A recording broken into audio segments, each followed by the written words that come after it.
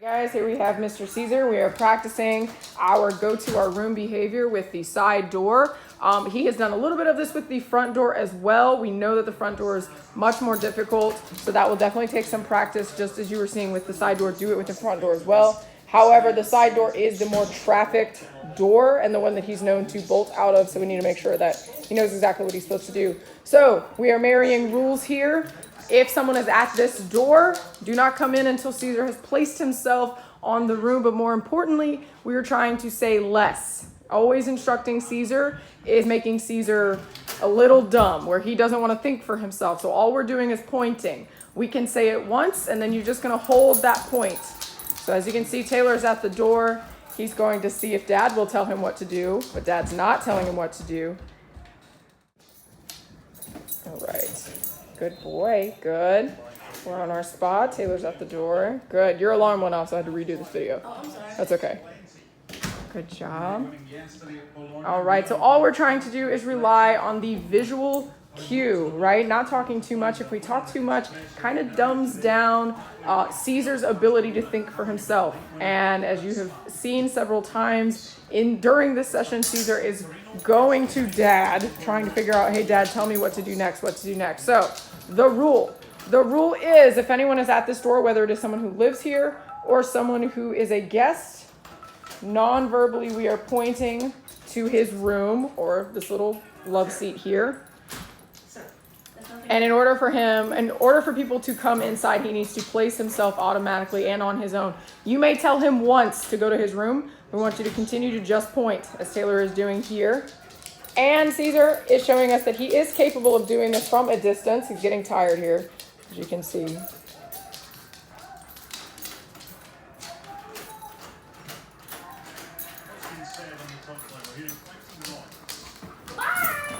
Good. The other thing that's happening here is we are also desensitizing the trigger of the actual door. So one thing that definitely needs to happen when it comes to the door work is that there needs to be an element of a new person. He has figured this out very quickly, obviously, with the trainers, because he knows how he's supposed to behave. The whole point of Taylor coming in like Shrek there is is to make sure that he can tolerate a high amount of distraction coming in through that door and maintain his position here on the couch.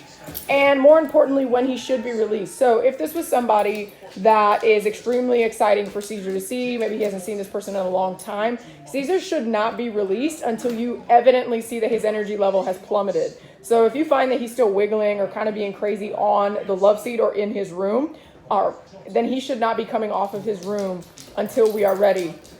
Very important that the people who are helping you practice this behavior don't really pay any mind to Caesar, or all they do is point to his room. So if they encourage him to say hello, Okay, let's see what happens. very automatic response there. And another side note that we are doing is we are starting to reward him on the floor. This is going to help him release himself more calmly. Instead of doing the ping pong action between these two areas, he starts to debate what he should do next after this behavior, and really all we need him to do all we need him to do is come off calmly, not ping pong between the two couches. Now, it's really important to note that with strangers or guests coming into your home, we have not done any work with them sitting down. We have sat a few times. It's really important to know that whenever you add an element of your guest seated, it becomes an opportunity for the dog to say hello. So this is another thing that you're going to have to try, is asking him to go to this spot as people come in, and then practicing sitting down as he remains on that spot. So that'll be kind of a little bit of a self-homework for you to see, can he handle people sitting down and still understand that this is what he should be doing?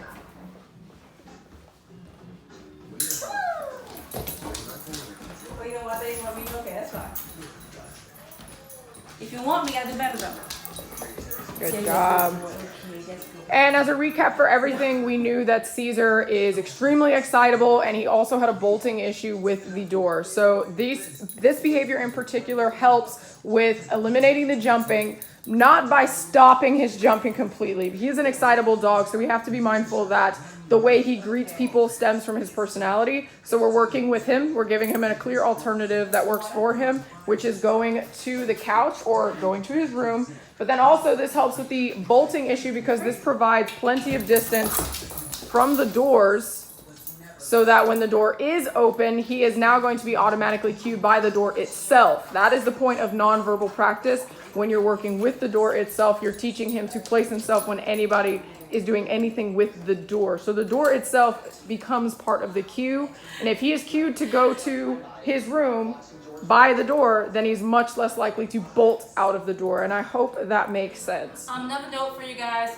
So this is not really a requirement for me, but whenever I'm exiting, notice that I'm waiting for him to move away from the door.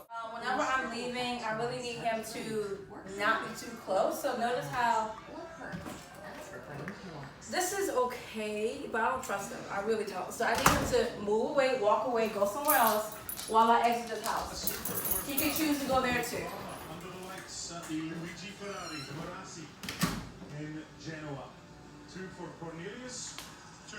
You doing good? It's a good habit for you. He's still there. So as the point I was trying to make is when you are by yourself and you're solo and Caesar is loose in the house and we can't trust whether or not he's going to bolt or not, direct him to his bed as you're leaving. Nope, you have to be there as I walk out this door and lock it. That way you don't have to worry about him being too close or being right there. Because I'm pretty sure he's not going to bolt right there. But we don't know about tomorrow or the day afterwards. So direct him to his couch, and then you leave, and then when you come back, he should also go back to the couch. Yeah. Less cues, more pointing.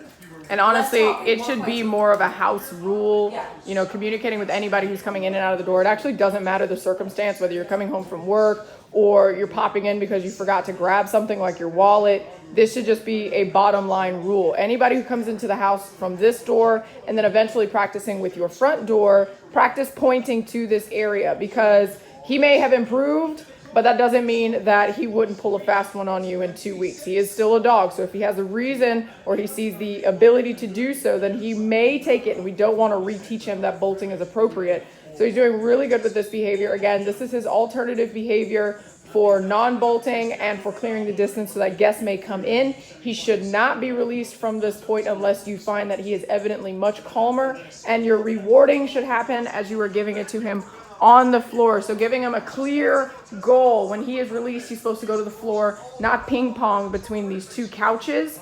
And if he's in extremely high state of just craziness, he's so excited that someone is here, then my biggest advice to you would be circling back to, all right, Caesar, you cannot be inside, or he may need to be crated as people come inside because he is not calming down fast enough. So if that is the case, but you do want to work on it, then we highly suggest also putting him on leash so that you can control a little bit more of that ping pong, really excitable action.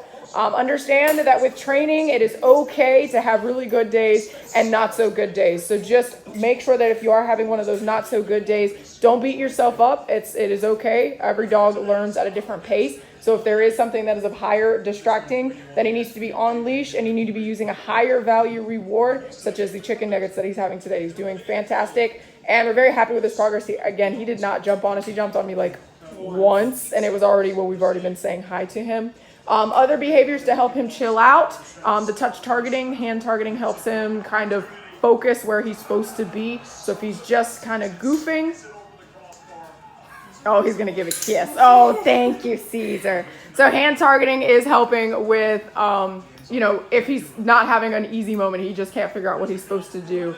But again, guys, just keep doing this. We can clearly see that you've been practicing with the door because he was automatically going to this spot. So now it just is a matter of practicing with different people and having different doors and having these people on board. Less verbal, very important, less verbal, more pointing, and have everybody do the same deal.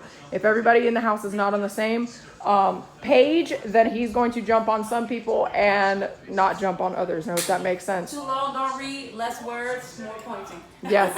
All right. Well, that is it. And you let us know if you have any questions. See ya. Thanks, Caesar. You did You did good boy.